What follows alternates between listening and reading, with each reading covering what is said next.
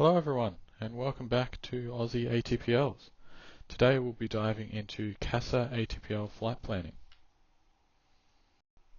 In today's lesson, we'll be taking a look at a point of no return depressurized example, where we'll go through the working process and any traps and tricks to watch out for, as well as some nice time-saving tips.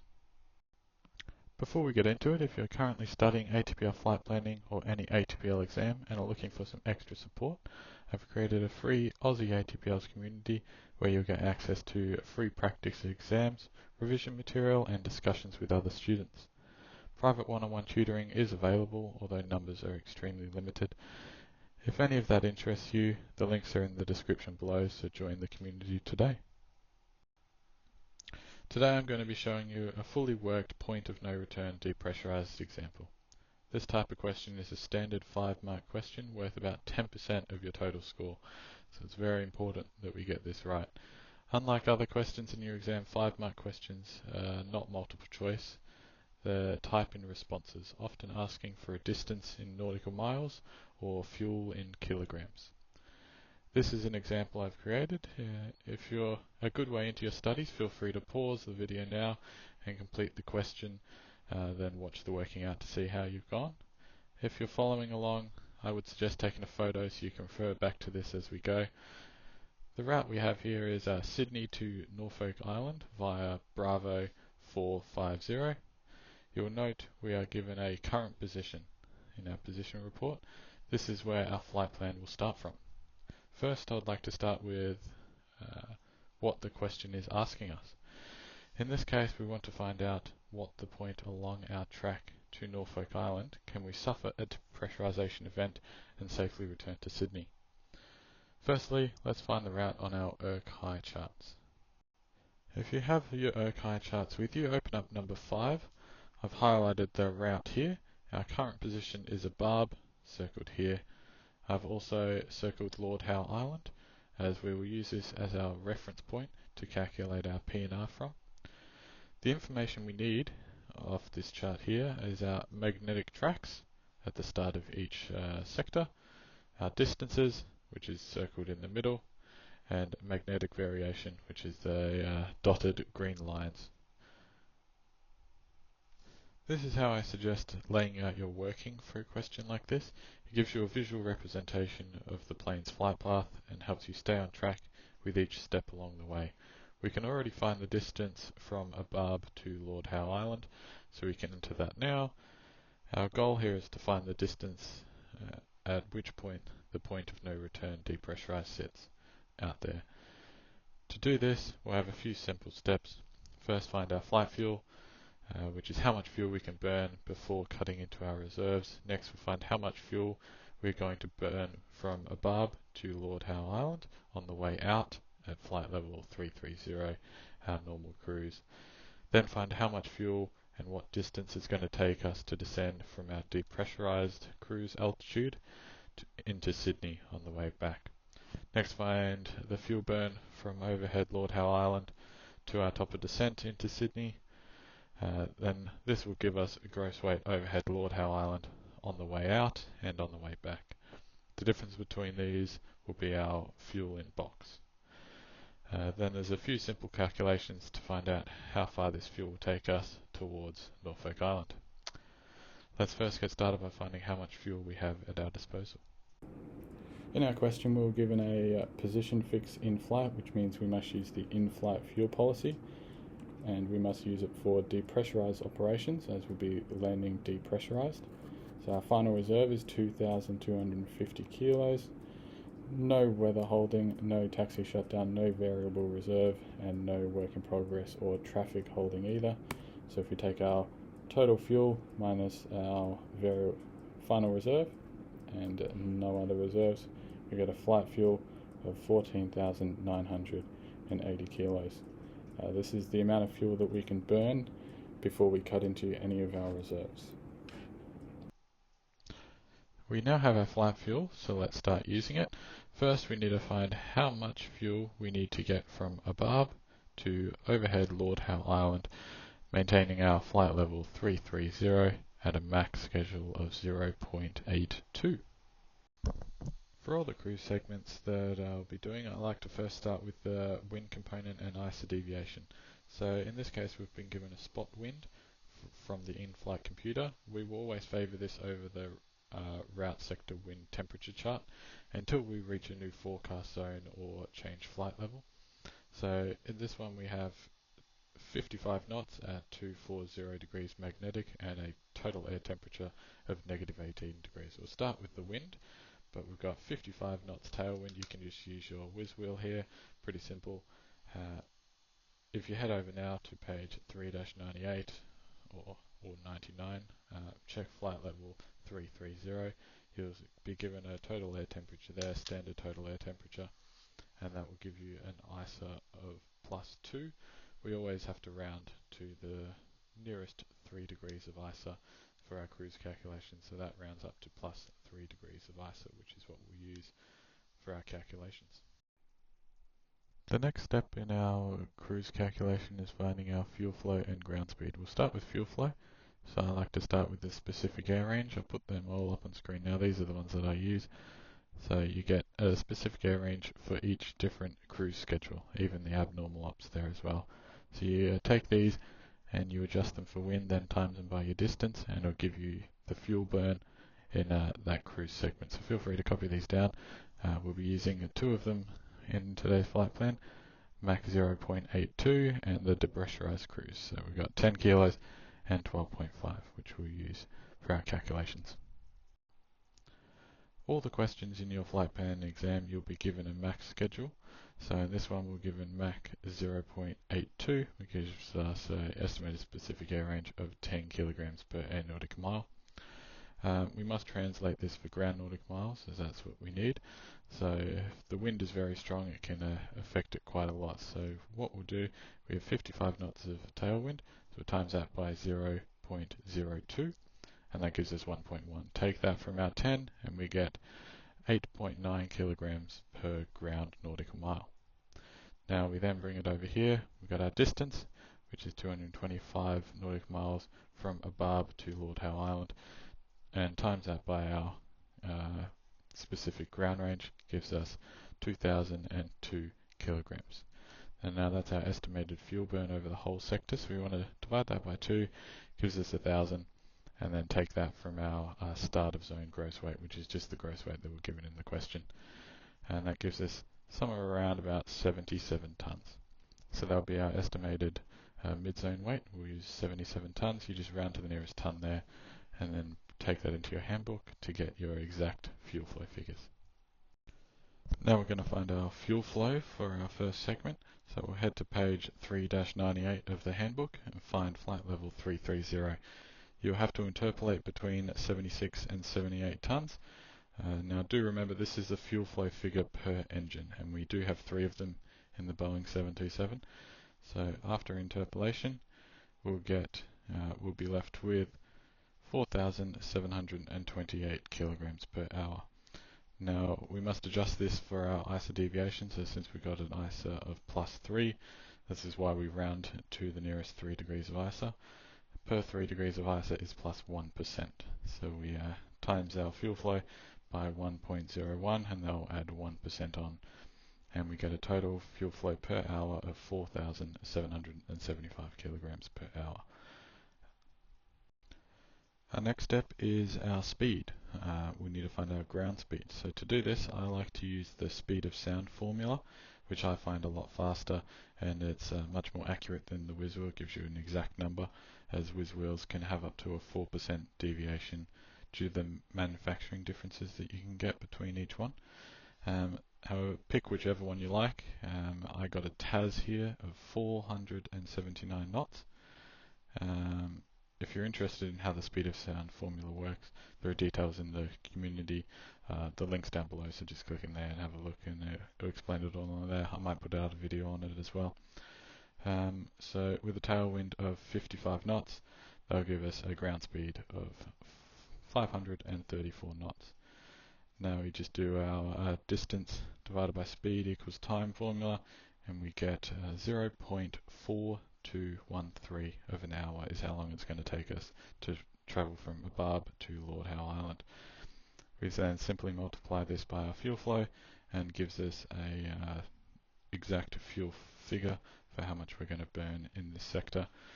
Now we've got to get our gross weight overhead Lord Howe Island on the way there. So what we do is take our gross weight overhead of Barb, which is the one that we got in the question, minus our fuel flow, and that'll give us our gross weight overhead Lord Howe Island on the way back.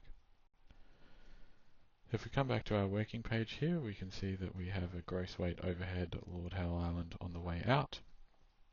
Now the next step is we're going to work backwards from Sydney. So the first step is our descent from top of descent into Sydney, and we need to know how much fuel we're going to burn and how many nautical miles that is going to take us. Now for all descents in your flight planning exam, you'll be using one of the tables on page 4-3. It's actually the one at the top right hand side, so feel free to just highlight that one as it's the only one you'll be using. The other ones, unless it's specified in the question, you will not be needing. So as we're coming back depressurized, all depressurized operations for the exam can be assumed to be at flight level 130. You'll note there is no flight level 130 on the table. We're just going to have to interpolate between flight level 100 and flight level 150. But first we need to get ourselves a landing weight. To do that, we're going to get our gross weight minus our flight fuel, and that'll be our landing weight. So we take our gross weight minus the flight fuel, and we get a landing weight of 63,220. We simply round this to 60,000, to the nearest 10,000, which is pretty simple, easy to figure out. Next we're going to interpolate. So we've got flight level 150 and flight level 100. Interpolate between the two. Make sure to be accurate on the minutes because that can affect the wind. It shouldn't in this example, but if you have a descent only question, it's very important that you keep those decimal points in there if you have to do an interpolation. Now, since it's not specified in the question, you're assumed to have to do an approach and maneuver to land. The standard adjustment for this is to add an additional 400 kilos of fuel. So on top of our 520 kilos, we've got an extra 400, gives us a total of 920 kilos for our descent. And so landing weight plus fuel burn gives us the type of climb gross weight. So we take our landing weight, add on our fuel burn in the descent, and that'll be our type of climb gross weight, which we can then enter back into our planning. So now that we've found our gross weight at top of descent, the next step is to find how long our descent is going to be. Obviously we've got our air nautical miles of 51, which we just found previously. Obviously we need to adjust this for the wind to get us ground nautical miles. So to do that, take our wind here from our route sector wind temperature chart that we're given in the question. Make sure to adjust for our 13 degrees of magnetic variation around Sydney, and we'll get a headwind of 31 knots. Now to see how much this is going to affect our 13-minute descent, we'll divide our 31 knots by 60 and then times it by our 13 for 13 minutes, and it will give us 7 knots of headwind adjustment during our descent. So we've got our 51 knots, take away the 7 knots of headwind adjustment, gives us 44 nautical miles for our descent. So if we come back to our planning here, we have our top of descent gross weight and our 44 nautical miles for our descent distance. So the total distance between Sydney and Lord Howe Island, if we take away 44 nautical miles from that, will give us 380 nautical miles. Now this is our next cruise segment between Lord Howe Island and our top of descent. This will be at Depressurised, so that is our next step, is to find how much fuel we're going to burn in this sector here. So as with our normal cruise segments, we'll get our wind and ISA deviation first. So we've got the wind here at flight level 130. We just, no interpolation required, we can just take it straight from flight level 185 on our route sector wind temperature graph.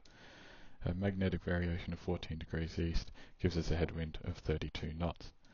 Now for ISA deviation, we've got 22 minus 18, that's the difference over here of ISA at flight level 185 is 22, and what it's estimated to be is negative 18, so the difference is 4, gives us ISA plus 4. Rounded to the nearest 3 degrees is ISA plus 3 again. So our next step is to find our estimated mid-zone weight. So we've got our depressurized cruise specific air range of 12.5 kilograms. Adjust this for our headwind, and it increases it to 13.14. Times this by our distance gives us a estimated fuel burn, and then we can divide it by 2 and add it onto our top of descent gross weight, which will give us a estimated mid-zone weight rounded to the nearest ton of 67 tons. Next, we're going to head to page 5-19 of the Boeing 727 handbook. Obviously, we're going to be using the low level altitude, which is what you use for depressurized cruise. And as it's always at flight level 130, I'd suggest highlighting all of flight level 130. So for all the weights, your eyes go straight to it in the exam, save you time. So we head for 67 tons, which will be interpolated between 66 and 68 tons, and you'll get a fuel burn of 4,635 kilograms per hour. Make sure to adjust this for our 1% of additional fuel for our plus 3 degrees of ISA deviation. This gives us a fuel burn per hour of 4,681 kilograms. Now for finding our speed during a depressurized cruise, as we're always at flight level 130, you can use a standard TAS, which we have here, of 372 knots. Now to adjust this for ISA deviation, for every 5 degrees above ISA, you add 3 knots. For every 5 degrees below ISA, you take away 3 knots. So we round our plus 3 to plus 5, and we get a TAS of 375 knots. We reduce that for our headwind component, gives us our ground speed, and then a simple distance divided by speed equals time, and we get 1.1047 hours. Times this by our fuel flow, and we get our fuel burn between Lord Howe Island and top of descent. Then simply add this on to our top of descent gross weight to find our gross weight overhead Lord Howe Island on the way back. So if we jump back to our planning page here, you can see we have a gross weight overhead Lord Howe Island on the way out and the way back. The difference between these two will be our fuel in box. So if we do a calculation here, we get 6,878 kilos of fuel. An important note is we do not need to consider the fuel burnt for a descent to flight level 130 on our return leg. CASA state, we can assume an instantaneous descent at the point of depressurization with no fuel or distance that we need to factor in for that one. The next step though is to find a total specific ground range, which we'll use to find our distance from Lord Howe Island out to our point of no return. So the first step, as with all our cruise calculations, is to find our wind component and ISA deviations. If we get our route sector wind temperature graph up there, I've just arrowed to which boxes we're using for which sector. So on the way out, we've got a 64 knot tailwind. ISA is plus 3. On the way back, we've got a 26 knot headwind and also ISA plus 3. So as we jump into the rest of the cruise zone calculation, obviously we need to find our estimated mid-zone weight. For these, it's a little bit more complicated than normal. We still get our specific air ranges, adjust them for wind, and we got 8.72 on the way out and 13.02 on the way back. We do need to find the relationship between these, as we've got a set amount of fuel that we're going to burn on the way out and back, so we need to know how much we're going to burn. So we add them together, and we get 21.74. Take the original divided by the total, and we get 40% of the fuel will be burnt on the way out to the point of no return, and 60% will be burnt on the way back. So we take our fuel in box, get 40% of that divided by 2, and take that away from our start of zone gross weight. We then do the opposite on the other side, 60% of it divided by 2, and add that on to our end of zone gross weight. And this gives us 75 and 71 tons respectively. Now there is a faster way to do it that sometimes works, but sometimes can give you the wrong answer, so just be careful with it. You just take the fuel in box, divide that by 4, and you can do it that way to get your estimated mid-zone weights. It would work in this case, however, it will give you the exact same answer, so if you rush for time, just use that one and move it on. Now that we've found our estimated midzone weights, you can head into the Boeing 727 handbook and find your fuel flows. So for on the way out, once it's been adjusted for our 3 degrees of ISA plus 1%, we've got 4,640 kilos per hour. On the way back, we've got 4,780 kilos per hour. Now for our ground speed, I use the same speed of sound formula, and once it's adjusted for our tailwind, we've got 543 knots. And on the way back, we've got 349 knots, and that's just using the same standard TAS for our depressurized cruise. Now we have to find our specific ground range for each segment. So we take our fuel flow and divide it by the ground speed, and this will give you specific ground range. So we've got 8.545 kilos per ground nautical mile, and on the way back 13.696 kilos per ground nautical mile. Now if we simply add these together, we get 22.241. That is our total specific ground range. Now a very simple calculation here. We take our fuel in box, divide it by the total specific ground range, and we get a number, and that number there is our distance from Lord Howe Island to our point of no return. So now that we've found our distance from Lord Howe Island to our point of no return depressurized, we can put that in there, 309 nautical miles. Now we need to make sure we read the question carefully. It's actually asking for the distance from Norfolk Island to the point of no return, which is this distance here. So how we find that? We get the total distance from Lord Howe Island to Norfolk Island found on the Urk-Hai 5 chart. It's 484, take away the 309 nautical miles that we found earlier, and that will give us 175 nautical miles. So we can chuck our answer in here, 175 nautical miles. So always make sure you read the question carefully. RTFQ. CASA love these little tricks, and if they catch you out, that's 10% of your mark gone. As these are five-point questions. 5-mark questions will also always be type-in responses, so you don't have the safety net of having 4 multiple-choice questions that will help you catch your mistakes. These ones, they'll just let you be fat, dumb, and happy and get the answer wrong, and you'll have no idea how simple of a mistake you made that cost you that 10% of your mark.